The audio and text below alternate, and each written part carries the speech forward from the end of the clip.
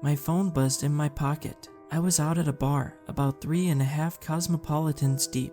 Tipsy, maybe somewhat pickled, but not totally gone. I pulled my phone out of my pocket. I had one new text from my downstairs neighbor who texted me very seldomly. Could you quit stomping around up there, please? It's very late. I sensed the aggression in her tone. One time, I held a messy party on a Wednesday night and actually received a noise complaint from my landlord, whom she had spilled the beans to. Since then, I was cautious not to be too noisy. I stepped lightly. I told any guests to leave at a reasonable time. This was odd though, considering the fact that I wasn't even home. In fact, the bar I was in was about 4 cities over from my apartment anyway. I wasn't even in town. What do you mean? I texted back, I'm not home. My phone buzzed again before I even had time to fully put it away in my pocket.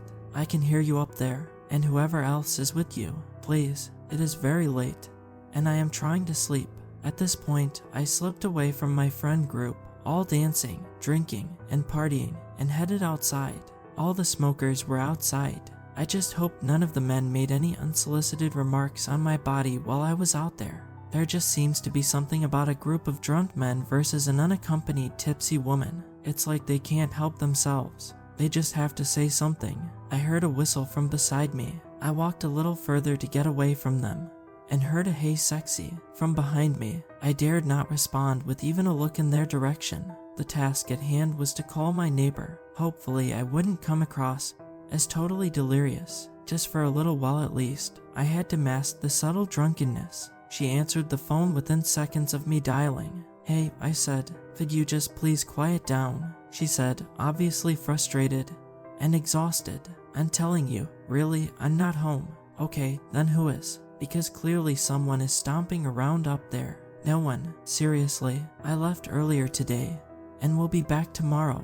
I can completely assure you, the place is empty." I could tell she didn't believe me. "Here," I said, "just FaceTime me for a second." "Fine," she replied. She joined the FaceTime call, and I showed her my surroundings. I gave her a look that said see. I think she was probably in bed. It was too dark where she was to actually get a clear look at her face, her voice reflecting that she suddenly believed me. "You're sure no one is up there while you're away?" "Unsure. Really, no one is there. Maybe you're hearing the next suite over or something."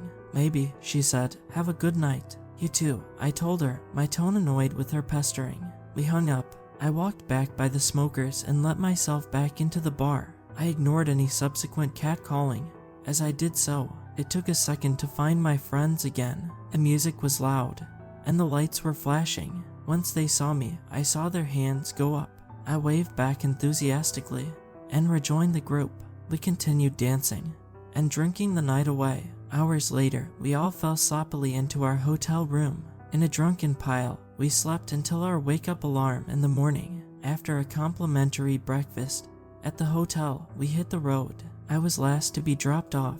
My chauffeur of a best friend pulled up to my apartment, ensuring we'd do that again sometime and have nights out more frequently. We said our goodbyes, and she drove away as my key opened the main doors. Next, I let myself into my suite on the 4th floor, good old 412, and I walked into such disaster and disarray that I stepped back outside to make sure I had entered the correct suite. There on the door in gold lettering were the numbers 412.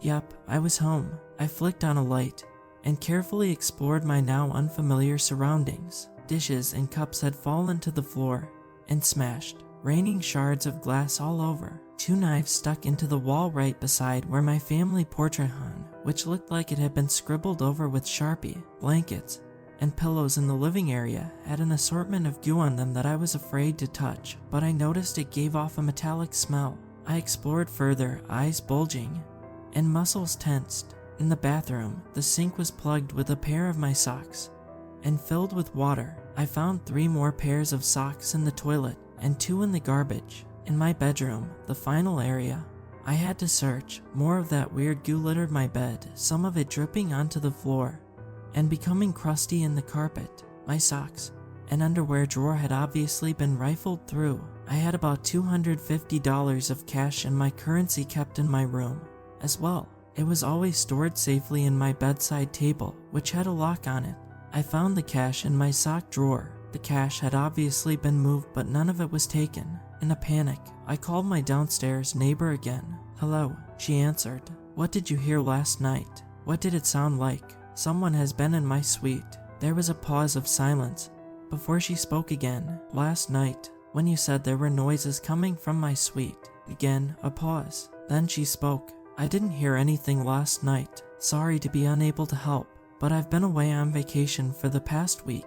I don't get back until Thursday, so I really can't help you out here. Sorry." I ran my hand through my hair. I felt disoriented in a way that no amount of alcohol has never made me feel. "No," I said, "you called me last night. I assure you, I did not. Look, I gotta go. I'm sorry you were robbed or whatever, but I'm a 4-hour plane ride away. I can't help." Completely confused, I managed to stutter a quick "oh, okay," before I heard her hang up the phone. Suddenly, I felt something fall onto my head. It was a sock.